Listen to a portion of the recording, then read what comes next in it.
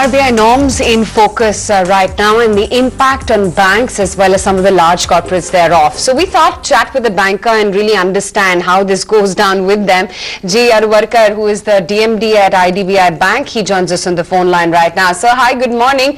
Just a quick take really on the impact of large exposure caps in banks and how stringent do you think is the cap of 20% in single counterparty exposures? Basically, two basic intentions were there of RBI. One was to reduce the concentration risk for the banking system as a whole, so far as their exposures to corporate are concerned.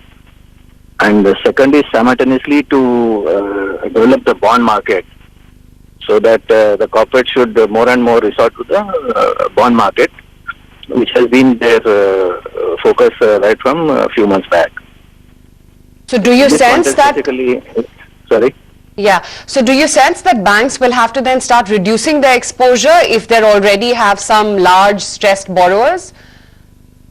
Yeah, of course, it can't happen overnight. So that's why they have given a window of about 2.5 years to do that.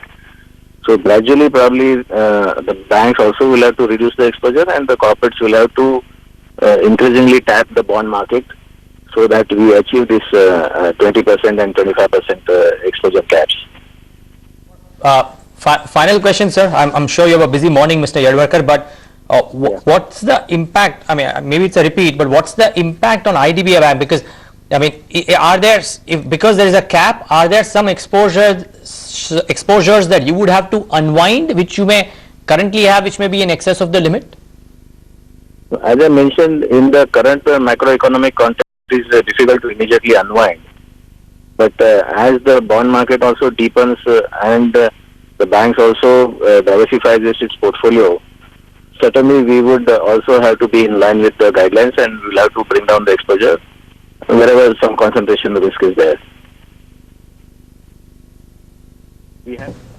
Okay, Mr. Yadwadkar, appreciate your time and thank you for joining us. Meanwhile, markets, well, no large recovery in sight, but no large selling as well.